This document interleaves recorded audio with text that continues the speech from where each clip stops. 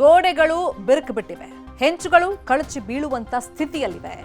ಆತಂಕದಲ್ಲೇ ಮಕ್ಕಳು ಶಾಲೆಗೆ ಬರ್ತಾ ಇದ್ದಾರೆ, ಕಲಿಕೆಯನ್ನ ಮಾಡ್ತಾ ಇದ್ದಾರೆ. ಆದರೆ ಕ್ಷಣ ಕ್ಷಣಕ್ಕೂ ಜೀವ ಭಯ ಆ ಮಕ್ಕಳಿಗೆ, ಪೋಷಕರಿಗೆ ಕಾಡ್ತಾ ಇದೆ.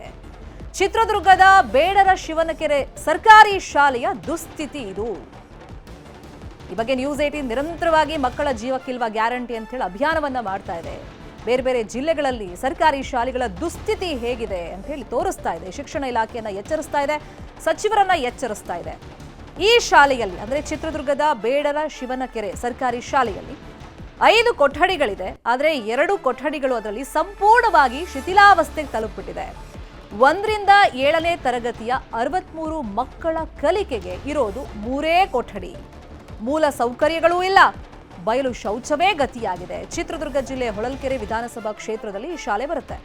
ಈಗಾಗಲೇ 2 ರೂಮ್ ಅನ್ನ ಕಟ್ಟಿಸಿದ್ದಾರೆ ಶಾಸಕ ಎಂ ಚಂದ್ರಪ್ಪ. ಈ ಜಾಗವನ್ನ ಒತ್ತುವರಿ ಮಾಡಿದ್ದಾರೆ ಗ್ರಾಮಸ್ಥರು. ಶಾಲೆ ಜಾಗ ತೆರವು ಮಾಡಿಸೋದಕ್ಕೆ ಅಧಿಕಾರಿಗಳಿಗೆ ಮನಸ್ಸಿಲ್ವಾ? ಹಾಗಾದ್ರೆ ನಿರ್ಲಕ್ಷ್ಯವನ್ನ ತೋರ್ತಿದ್ದಾರೆ ಅಂತ ಹೇಳಿ ಆರೋಪಗಳು ಕೇಳಿ ಬರ್ತಾ ಇದೆ. ಹಳೆ ಕಟ್ಟಡದಲ್ಲೇ ಭಯದಿಂದ ಪಾಠ ಮಾಡ್ತಾ ಇದ್ದಾರೆ ಶಿಕ್ಷಕರು ಕೂಡ. ತಮ್ಮ ಸಮಸ್ಯೆಯನ್ನ ಬಗೆಹರಿಸಿ ಅಂತ ಹೇಳಿ ಮಕ್ಕಳು, ಪೋಷಕರು, ಶಿಕ್ಷಕರು ಕೇಳ್ತಾ ಇದ್ದಾರೆ.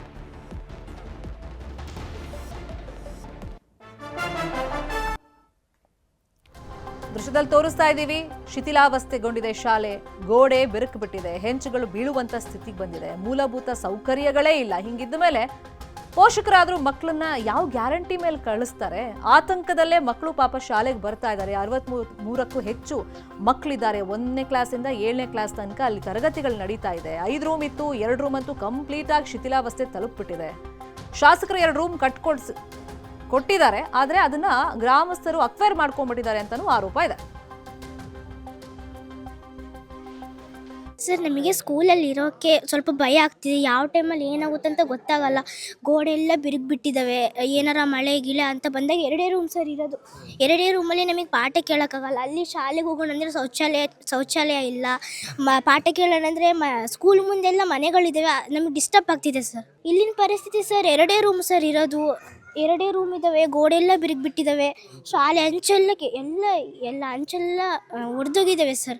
ಯಾವ ಟೈಮಲ್ಲಿ ಏನಾಗುತ್ತೆ ಅಂತ ಗೊತ್ತಿಲ್ಲ ಸರ್.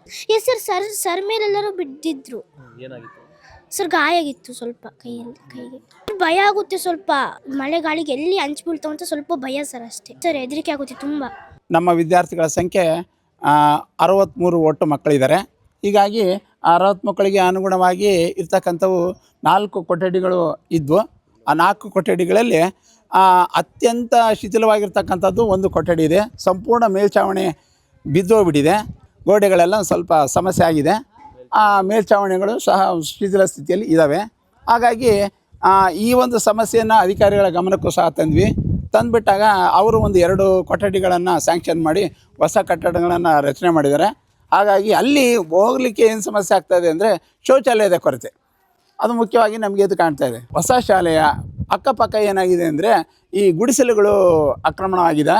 ಹಾಗಾಗಿ ಅವುಗಳನ್ನು ತೆರವುಗೊಳಿಸಿ ನಮ್ಮ ಒಂದು ಶೈಕ್ಷಣಿಕ ಕಾರ್ಯಕ್ರಮಗಳಿಗೆ ಅನುವು ಮಾಡಿಕೊಡ್ಬೇಕಂತ ಈ ಸಂದರ್ಭದಲ್ಲಿ ಕೇಳ್ಕೊಳ್ತಾ ಇದ್ದೀನಿ. ಸ್ಕೂಲಿನ ವ್ಯವಸ್ಥೆ ನೋಡಿದರೆ ಭಾಳ ಭಯ ಆಗುತ್ತೆ. ಒಂದೊಂದು ಬಿಲ್ಡಿಂಗನ್ನು ಯಾವ ಥರ ಇದನ್ನು ನೋಡ್ಬೋದು. ಮಳೆ ಆಗಲಿ ಗಾಳಿ ಆಗಲಿ ಬಿಸಿಲು ಬಂದರೆ ಎಷ್ಟು. ಈ ಬಗ್ಗೆ ಮಾತಾಡೋದಕ್ಕೆ DDPI ಚಿತ್ರದುರ್ಗ ಮಂಜುನಾಥ್ ಅವರು ನಮ್ಮ ಜೊತೆ ಫೋನ್ ಸಂಪರ್ಕದಲ್ಲಿ ಕನೆಕ್ಟ್ ಆಗಿದ್ದಾರೆ. ಮಂಜುನಾಥ್ ಅವರೇ, ನಮಸ್ಕಾರ. ಮೇಡಮ್ ನಮಸ್ತೆ. ಈಗ ಬೇಡರ ಶಿವನಹಳ್ಳಿ ಸ್ಕೂಲ್ ಬಗ್ಗೆ ನಾವು ತೋರಿಸ್ತಾ ಇದೀವಿ. ಹೌದೌದು. ಇವಾಗ 2 ರೂಮ್ ಶಾಸಕರು ಕಟ್ಸಿದಾರಂತಲ್ಲ, ಸಮಸ್ಯೆ ಏನಾಗಿದೆ?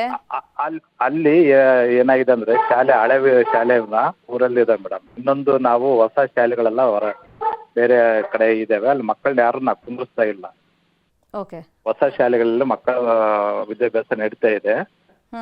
ಅಲ್ಲಿ ಶಾಲೆ ಏನು ತೆರವುಗೊಳಿಸಲಿಕ್ಕೆ ಈಗಾಗಲೇ ತಹಸೀಲ್ದಾರರು ಮತ್ತೆ ನಮ್ಮ ಡಿಒರು ಸ್ಪಾಟಿ ವಿಸಿಟ್ ಮಾಡಿ ಕ್ರಮ ಕೈಗೊಳ್ಳಕ್ಕೆ ಮಾಡ್ತಾರೆ. ತಾಲೂಕ್ ಪಂಚಾಯತ್ ಇವಾಗ ಅವ್ರ ಗಮನಕ್ಕೆ ತಂದು. Okay madam.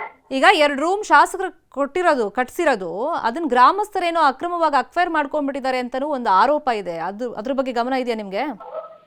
ಅಲ್ಲ, ಅದು ತಹಸೀಲ್ದಾರ್ಗೆ ಕೊಟ್ಟು ಅದನ್ನ ಅದ್ಬಸ್ ಮಾಡಕ್ಕೆ ವ್ಯವಸ್ಥೆ ಮಾಡಿದೆ ಮೇಡಮ್. ಎಷ್ಟು ಟೈಮ್ ಆಯ್ತು ಶಾಸಕರ 2 ರೂಮ್ ಕಟ್ಸಿ? ಅಲ್ಲ, ನಾವು ಹೊಸ ರೂಮ್ ಕಟ್ಸಿದೆ ಮೇಡಮ್. ಆಗಲೇ ಮಕ್ಕಳು ಅದರಲ್ಲೇ ವಿದ್ಯಾಭ್ಯಾಸ ಮಾಡ್ತಾ ಇದ್ದಾರೆ. ಇಲ್ಲ ಅಂತ ಮಕ್ಕಳು ಹೇಳ್ತಾ ಇದಾರಲ್ಲ. ಒಂದು ಸ್ಟೂಡೆಂಟ್ ಹೇಳ್ತಾ ಇದ್ರು, ನಮಗಂತೂ ಪ್ರತಿದಿನ ಶಾಲೆಗೆ ಬರೋಕ್ಕೆ ಹೆದರಿಕೆ ಆಗುತ್ತೆ, ಆ ಹೆಂಚೆಲ್ಲ ಬಿದ್ದಿತ್ತು, ಗಾಯ ಆಗಿತ್ತು ಹಿಂದೆ ಟೀಚರ್ಸ್ಗೆ ಅಂತ. ಇಲ್ಲ, ಅಲ್ಲಿ ಮಕ್ಕಳು ಕುಂದಿಸ್ತಿಲ್ಲ ಮೇಡಮ್, ಅಲ್ಲೇನು ಮಾಡ್ತಾ ಇಲ್ಲ. ಈಗ ನೀವು ಹೇಳ್ತಿರೋದು ಹಳೆ ಸ್ಕೂಲಲ್ಲಿ ಮಕ್ಕಳಿಗೆ ವಿದ್ಯಾಭ್ಯಾಸ ನಾವು ಮಾಡ್ತಿಲ್ಲ, ಅಂದರೆ ಕ್ಲಾಸಸ್ ಕಂಡಕ್ಟ್ ಮಾಡ್ತಿಲ್ಲ, ಹೊಸ ರೂಮಲ್ಲೇ ಮಾಡ್ತಿರೋದು ಅಂತನಾ? ಹೌದೌದು. ಅದಕ್ಕೆ ಇದಕ್ಕೆ ಎಷ್ಟು ಡಿಸ್ಟೆನ್ಸ್ ಇದೆ, ದೂರ ಎಷ್ಟಿದೆ? ಇಲ್ಲ, ಅಷ್ಟೇ ಹತ್ರ, ಶಾಲೆ ಪಕ್ಕ, ಒಂದು ಊರಲ್ಲಪ್ಪ, ಅಲ್ಲೇ ಅಕ್ಕಪಕ್ಕನೇ ಇರೋದು. ಅಲ್ಲಿ ಈಗ 2 ರೂಮ್ ಇರೋದಾ, ಹೊಸ ರೂಮ್ಗಳು? ಹಾಗೆ ಹೊಸ ರೂಮ್ಗಳಾಗಿದಂತ, ಈಗ ಅಲ್ಲಿಂದ ಕಟ್ಟಿಸ್ತಿದ್ದಾರೆ ಇನ್ನೂ 2 ರೂಮನ್ನು. ಇವಾಗ ಎಟ್ ಪ್ರೆಸೆಂಟ್ ಇರೋದು 2 ರೂಮು. ಹಾಂ. ಈಗ 1 to 7 ಕ್ಲಾಸಸ್ ಹೆಂಗೆ ಕಂಡಕ್ಟ್ ಮಾಡ್ತಾರೆ 2 ರೂಮ್? ಇಲ್ಲ, ಈಗ ಅಲ್ಲಿ ಕಂಡಕ್ಟ್ ಮಾಡೋದು ಈ ಹೊಸ ರೂಮ್ಗಳಲ್ಲಿ ಕನ್ಸ್ಟ್ರಕ್ಷನ್ ಆಗ್ತಿದೆ ಮೇಡಮ್. ಅಲ್ಲ, ಈಗ ಎಟ್ ಪ್ರೆಸೆಂಟ್ ನಾನು ಕೇಳ್ತಿರೋದು, ಕನ್ಸ್ಟ್ರಕ್ಷನ್ ಆಗ್ತಿದೆ ಸರಿ, ಅದು ಮುಂದಿನ ದಿನದಲ್ಲಿ ಸಿಗುತ್ತೆ ಅವಕಾಶ. ಮಾಡ್ತೀವಿ, ಅವ್ರು ಯಾವ ಸಮಸ್ಯೆ ಇಲ್ದಂಗೆ ಅಲ್ಲಿ ಜಾಗದ್ದು ತಹಸೀಲ್ದಾರಿಗೆ ಅಡ್ವಸ್ಟ್ ಮಾಡಿಸಿ ಹೇಳ್ತಾ ಇದೀವಿ. ಅಲ್ಲಿ ಅಕ್ರಮ ಏನು ಮನೆಗಳು ಕಟ್ಕೊಂಡಿದ್ದಾರೆ ಅಂಥವನ್ನೆಲ್ಲ ತೆರವು ಮಾಡಿಸ್ಲಿಕ್ಕೆ ಮನೆ ಶಾಸಕರ ಜೊತೆಗೆ ಚರ್ಚೆ ಮಾಡಿದ್ವಿ ಮೇಡಮ್.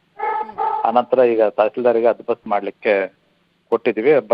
ಮಾಡಿದ ತಕ್ಷಣ ಎಲ್ಲವನ್ನೂ ನಾವು ಶಾಲಾ ಈಗ ಎಷ್ಟು ಜನ ಸ್ಟೂಡೆಂಟ್ಸ್ ಇದ್ದಾರೆ 1 to 7?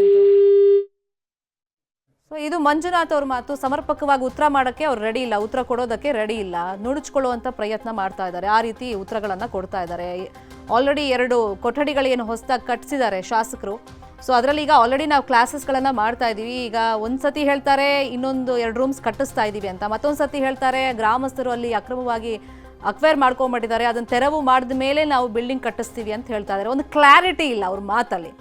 ಇನ್ನೊಂದು ಕಡೆ ಸ್ಟೂಡೆಂಟ್ಸ್ ಈಗಲೂ ಹೇಳ್ತಿರೋದು, ನಾವು ಹಳೆ ಕಟ್ಟಡದಲ್ಲೇ ಪಾಠವನ್ನು ಕಲಿತಾ ಇದ್ದೀವಿ, ನಮಗೆ ಹೆದರಿಕೆ ಆಗುತ್ತೆ ಸ್ಕೂಲಿಗೆ ಬರೋಕ್ಕೆ, ನಮಗೆ ಮೂಲ ಸೌಕರ್ಯಗಳು ಇಲ್ಲ, ಕನಿಷ್ಠ ಅದನ್ನಾದರೂ ಕೊಡಿ ಅಂತ ಕೇಳ್ತಾ ಇದ್ದಾರೆ. ಈ ಸುದ್ದಿಯನ್ನು News 18 ಫಾಲೋ ಅಪ್ ಮಾಡುತ್ತೆ.